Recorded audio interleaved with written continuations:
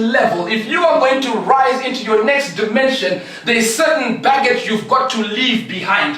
It was good for yesterday, it was good for now, but it's not going to be good for the future. Can I work it a little bit more? You see, there's certain people who have brought you to where you are. They were good for where you were coming from. There's certain people who are good for where you are right now because they empower you, they energize you, but they don't have the faith for the next level that God is calling you to.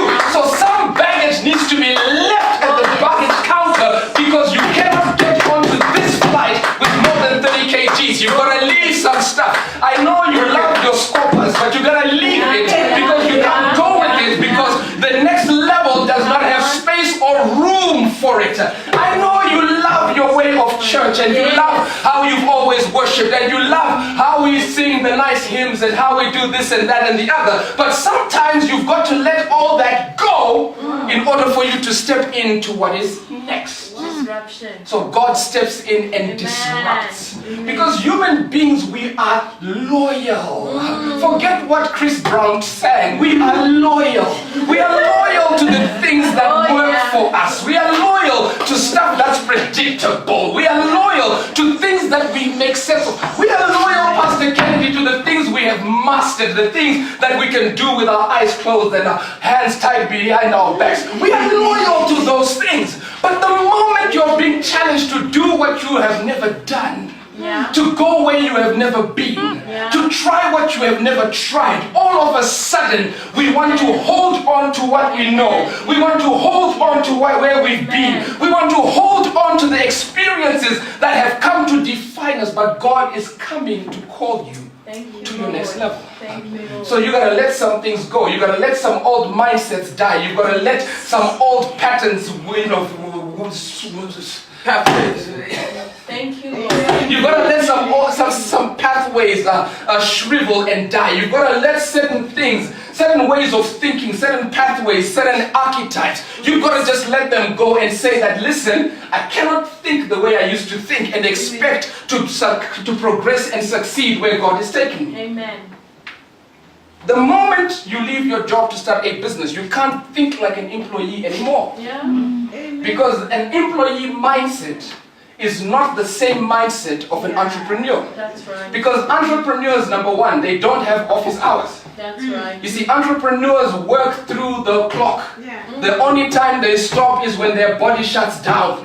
You see, but as an employee, you know you clock in and you clock out. And the moment I clock out, don't call me asking me to solve no problem because you ain't paying me for this extra overtime that I'm doing.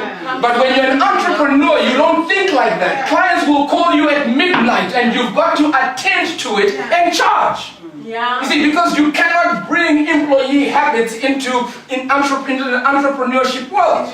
That's right. So you got to let some things go. And so yes, it's a hostile takeover by God. In other words, He's reminding us that He is Lord. Amen. He is reminding us that He is the supreme. He is the sovereign. He is the one who is in charge. He's saying that you are mine. And I do with you whatsoever I please. Amen. I don't know about you, but we grew up with the kinds of parents that made you know whose you are. I don't know. I didn't grow up in a democracy. There was no democracy in our house. In our house, you were told, get up, go bath, we are going to XX.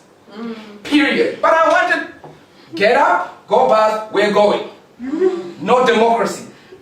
That's the same way with God. God just shows up in your life and tells you, it's time up here, we're moving to the next thing. Because He's God. And so then it's very important for us, brothers and sisters, to understand that disruption is actually the nature of God. God is a disruptive God. See, God will never allow us to get set in our ways, in our patterns, and in our preferences. Because God's commitment, brothers and sisters, is not to your comfort, but it is to your growth. Because when you grow, you become who God has created you to be. You know, the journey of Christianity is a journey of transformation. Be renewed by be transformed by the renewing of your mind. Romans chapter 12, verse 2. 2 Corinthians chapter 3, verse 16 speaks of how we are transformed into the same image that we behold in a mirror from glory to glory. In other words, what God is reminding us is that we've not been called to stagnation. we've been called to growth, transformation, development, improvement, and learning.